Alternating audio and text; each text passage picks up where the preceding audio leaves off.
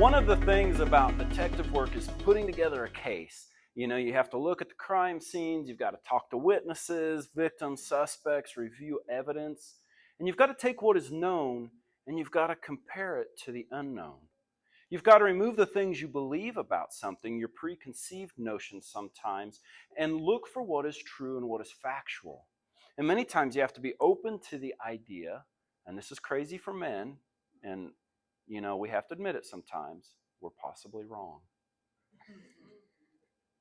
It's like putting together a puzzle, each piece has to fit accordingly to paint the whole picture for you. And if a piece doesn't fit, you can't just pick up a hammer and beat on it till it goes in there. Everything has a proper place and it has to go there so that you can see the full picture. And that's what we've been talking about the last few weeks, and is this idea of making sure that our findings and that our picture of the church, our theology, what we believe about the church is matching what God says in His Word, our true source, the Bible. And there's one verse we've looked at repeatedly every week where Jesus says, I will build my church and the gates of hell will not prevail against it. Jesus wants to build His church. And so here we go, week 5 on this series. We're going to wrap it up. We're going to move along after this week. But here's been our constant, our main thought, our main idea, and that's that Jesus calls us to be the church, not just go to church. If you said today, let's go to church, I hope the taboo buzzer went off for you, because you can't go to church. You are the church. It's one of those, wherever you go, there you are.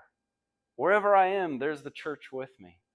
And so we're going to do a little review tonight, and we're going to add in some other new ideas and wrap up this series as it's an important idea that we grasp we are the church. So this week's art project, if you've been enjoying that, is going to be puzzle pieces. And I gave you the puzzle pieces already mapped out on the back of the notes if you want to be artistic. And so number 1 is that the church is not an activity. The church is an identity. And this is a fundamental difference. Remember in week 1, we drew a little building versus the people? And here's why, because the church is not a facility. It's a family. The church is not a program, it's a people. The people of God, saved by the power of God for the purposes of God. And the church is not a building, but a body of people working together as one. And there's a difference between activity and identity, because identity is who you are. Paul talks about the identity in Ephesians 2. He says, so then you are no longer foreigners and non-citizens, but you are fellow citizens with the saints in God's household. And I put that verse in there, so underline the words, God's household, because we're going to come back to it briefly. And it goes on, because you have built on the foundation of the apostles and prophets, with Christ Jesus Himself as the cornerstone. In Him, the whole building, being joined together, grows into a holy temple in the Lord, in whom you also are being built together into the dwelling place of God in the Spirit. So we are the house of God. Remember that? We talked about that. The house of God. You remember growing up, you'd hear people refer to it. No, that's us. It's not this place, right? We are the place where God lives, where God's Spirit dwells. Not this structure, not any ornate place on earth, but it's us. And Paul said, we are God's household. And the word's a big deal. It's a big deal that carries a lot of weight in the New Testament. It's this definitive word describing our identity as the church. In Greek, the word that's used is oikos. And I don't want you to confuse that with the yogurt, if you've seen that one out there. And I tell you this because sometimes it's nice to grasp what the original words were, because maybe the English language doesn't describe it quite the same. Because when we hear the word household, we hear something different than what the early church would have heard. Household for us usually means, a nuclear family, a singular unit, a small number of people that live in one house. But that's different than what Paul would have written about and what the early church would have understood about a household.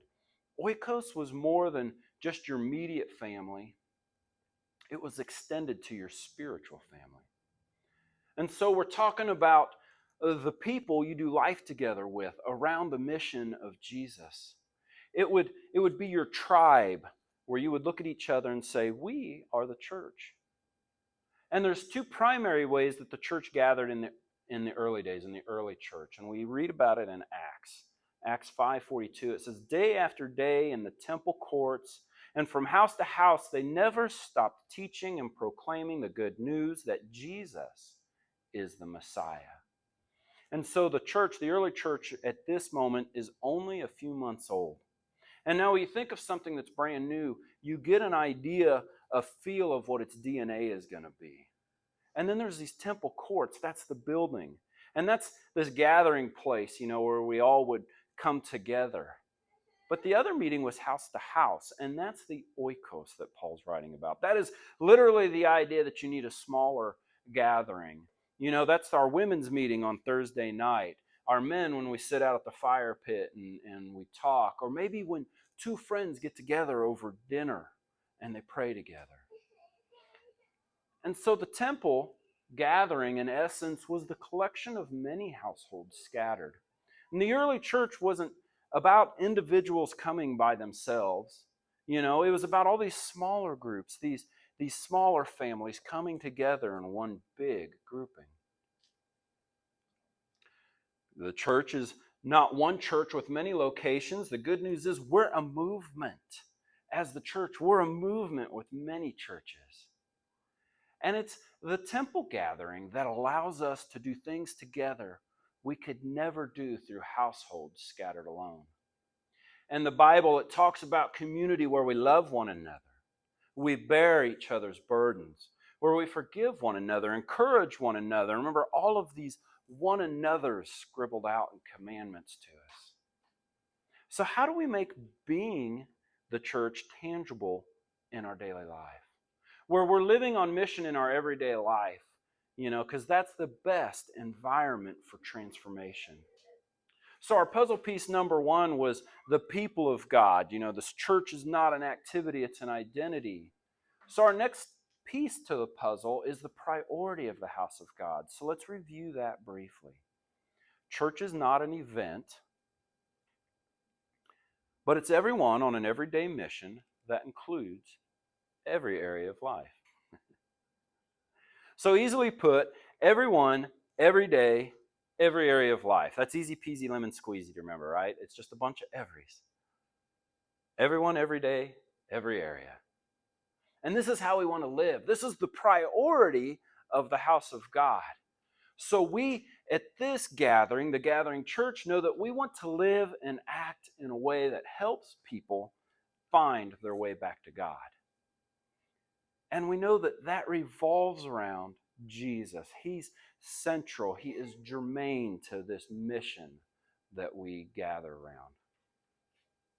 Now, the dynamic that revolves around this oikos, some would call it a network, but some would call it a tribe.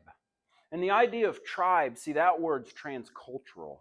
Every culture understands this idea of tribes. We all understand it. And people typically tend to network in about 20 to 50 people altogether. But what makes it the idea that this is church is that Jesus and his mission are at the center of it. In other words, this oikos becomes church when Jesus becomes the center of who we are. That we're loving him, that we're being changed to be like him, and that we're sharing him with others. That's the how-to, that's the tools for helping people find their way back to God, is when this becomes the priority of God's household. This next idea is that loving, becoming, and sharing Jesus is the how-to. And that's the central idea in God's household for helping people find their way back to God.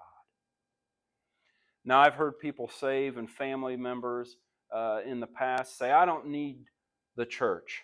I can worship God alone. And the truth of that is, that's not how it works. And you would change the idea of worshiping God. Just go ahead and change it to self.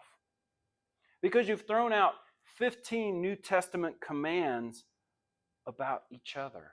Because we're commanded on these one another's. And you throw that out when you say, I don't need the church. You can't come up to me and say, man, I love Jesus and hate your wife, which is what you say when you say, I love God and don't like the church. If you told me that you loved me and hated my wife, which I know none of you would ever say, but if you happen to, we would have an encounter of some sort, because it's not how it works out. Ephesians 5 and then again in Revelations, the church is referred to as the bride of Christ. And there's that identity again, that idea that this is our identity. You can't marry a building. I saw an article the other day, or a little caption, a woman married a Ferris wheel. But you can't really do that. You can't marry a building, but you can marry a person. And these verses, they also talk about him correcting his bride, which is us. But we need to know that Jesus is the center of everything we do. And that no individual family is big enough to make us into the people God designed us to be. We all need a bigger spiritual family to become more like Jesus. So for someone who says, I can love God and I don't need anybody, well, you can't love God and not love the people, His church. It just doesn't work. So you can tell your neighbor now at this point, hey, you need me. I do need you. Because we need each other. And not just in small one-on-one settings, but in larger community settings also. How much more do we do as a group when we set out to do little events in the community, or like the passing out candy last October, or just when we've pooled our resources and bought gift cards for someone who was struggling? How much more can we do as a community than we can do on our own? God created His church for these type of things. And the question is, what is my next step to put into action helping people find their way back to God? And I left you a little line in there where you can scribble that down and answer that for yourself. So now, back to this puzzle, piece one was the people of church. It's an identity, not an activity. Piece two is the priority of the house of God. It's not an event, but it's everyone on an everyday mission in every area of our life. And number three is the prayer of the house of God. And Jesus designed the church, and He designed the church that it's not passive observation. Church is a prayer-inspired participation. So if I was to say the church, if I was to represent it as a ship, there would be no passengers. We would all just be crew members. We would all have our job, our place. If we were a sports team, everyone would have a jersey and everyone would have a place on the field. No one would be a bench warmer in the church. As much as I love that movie, Bench Warmers, no one would get that position. Michelle's shaking her head no with me. It's a prayer-inspired participation. We are a part of a supernatural work. The church is more than merely human effort producing merely human results, because we serve a God who is an endless reservoir of energy, kingdom energy that gets released into situations. And this energy, it changes people and it changes things. And I'll tell you, I know it does, because who I was 10 years ago is not who I am today. Who I was 5 years ago is not who I am today. 2 years ago, when we set out to do this, God has changed me through a lot of prayer and supernatural power. How do we release this type of energy? It's called prayer. We walked through two prayer types a couple of weeks ago. The highest form of prayer is not monologue. It is dialogue. So prayer is not a monologue, but a dialogue made of both listening prayer and missional prayer, or rather mission-focused prayer. So there are requests that we make, but fundamentally, the highest form of prayer also involves listening. So remember, we looked up the Lord's Prayer, and it starts out, Our Father in heaven. What's next? Hallowed be thy name. Hallowed be your name. In other words, you are the high King of heaven, the one who's worthy of all my worship and praise. And when I pray, I am literally standing in the throne room of the high King of heaven. And what do I, O the high King of heaven. Reverence. I mean, walking into the presence of the king, you wouldn't just walk in to the throne room and just start blathering, just start running your mouth, would you? I mean, think about it. England has a new king. Nobody's just walking in there being like, yo, king, what's up, dog? They're coming in with a high reverence for his position, for his placement. And when we reverence the King of Kings, the King of heaven, we want to reverence him. We would have a presence in our minds that perhaps I should let the king speak. The natural progression of our prayer, our prayer life usually ends up being like a one-way phone call. You know, where the person just starts talking and they never let you get a word in. Like they call me up all the time wanting to, how's your car warranty? And I have to scream at them to get them to stop and leave me alone.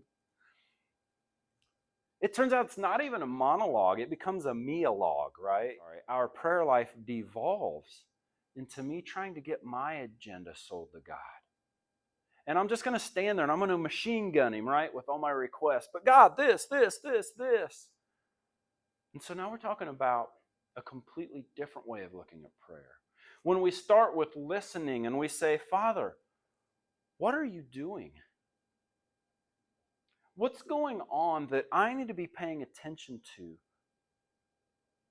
And that leads us into this missional focused prayer that leads to the next line of this prayer, the Lord's Prayer.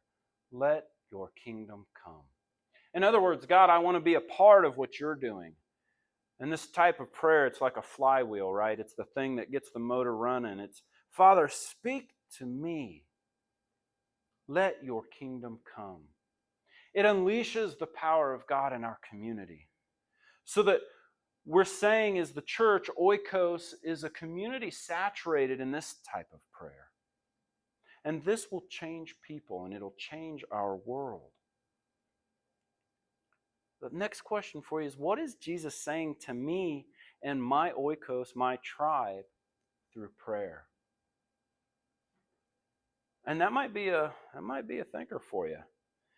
And if you're not sure what the answer is, it's probably that you're struggling with listening and you need to work on listening to the Spirit of God. We're probably doing too much talking and not enough listening. What's the old saying? If this is running, these are closed. God gave you one mouth and two ears for a reason. We need to be listening more than we need to be talking. And it turns out when I'm able to quiet myself and sit and listen and prayerfully listen, God's really got a lot he wants to say. So the fourth piece of our puzzle was preparation. And it's interesting in Scripture that it tells us that God walks before us and that he clears the way. God's working. He goes ahead of us. And all we have to do is get into his wake and follow him. We recently took a trip to the lake and Michelle drove the boat and I got out behind it in the inner tube. And when you could get into the wake, it seemed like the inner tube was a little bit smoother. But when you got off to the side of it, it would beat the snot out of you. Because the boat went ahead of me and made a smooth path. I just had to get in its wake. So we need to know this. People experience Jesus when they encounter the church of Jesus. By now we can say, obviously, we know the church is not a building. It's us. So how are people going to first know and learn about Jesus? Well, they need an encounter with someone that is Jesus with skin on. And it turns out that's me. That's all of us.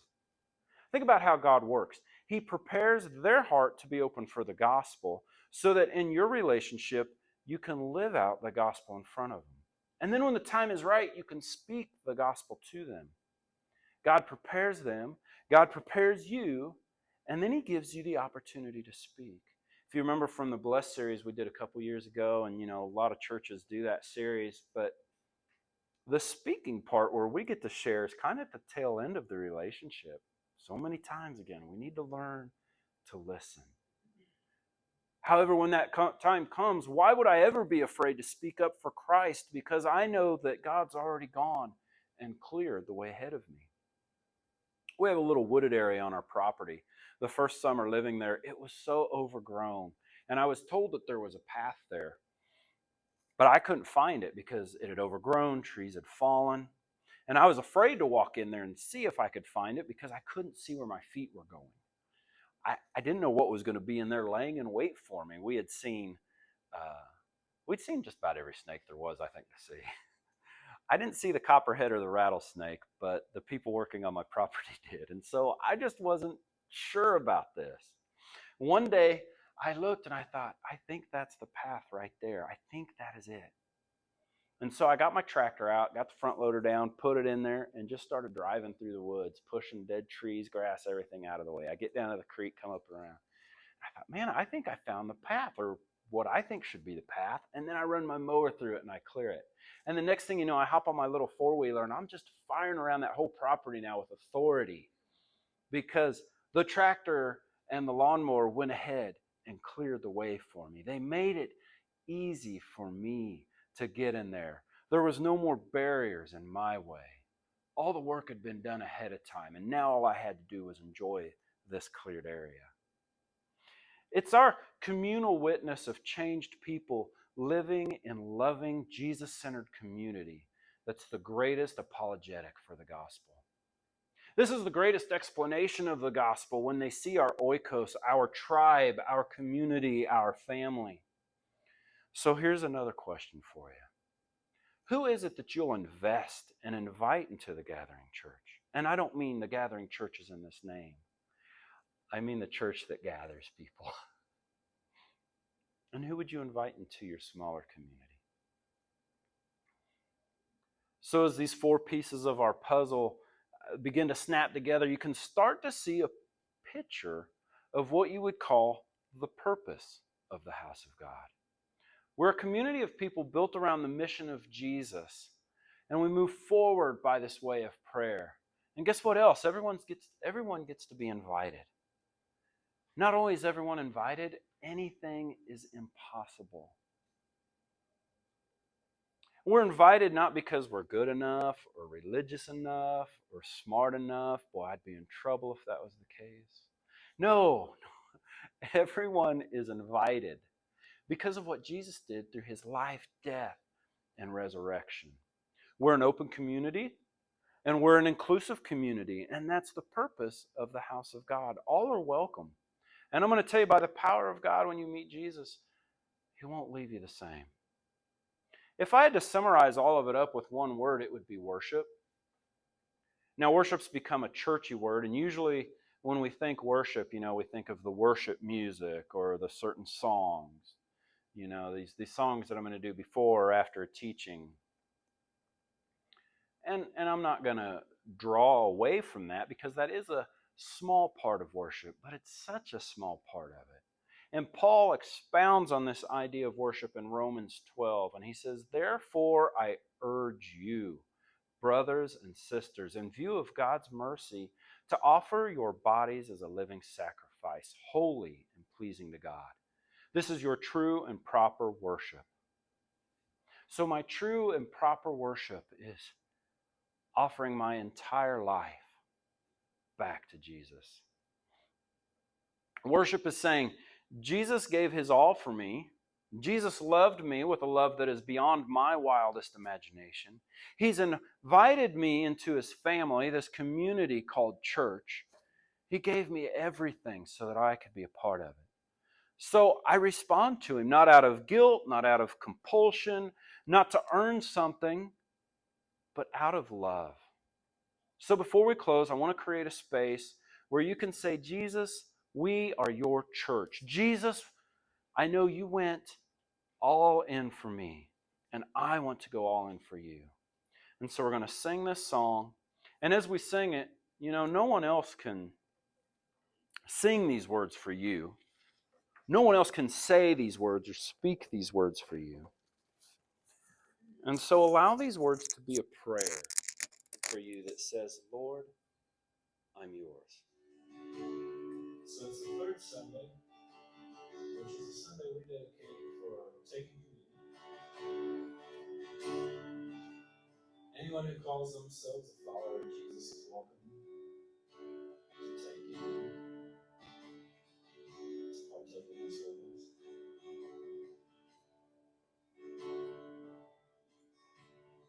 We were all seated around the table, and Jesus took the bread and he broke it, and he said, "This is my body broken for you. Whenever you eat of this, whenever you do this, do it in remembrance of me." He passed it around, and they all took a bite of it.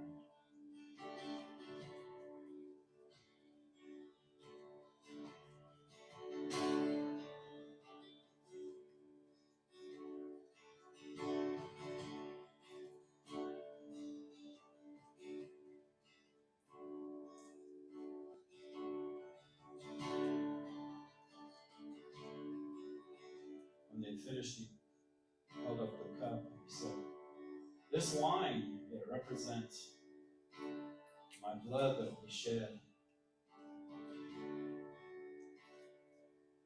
Every time you drink of this, think of the sacrifice that I made so that you can be one with God again, so that you can have that direct path back to God." We pass it around, and they all took it.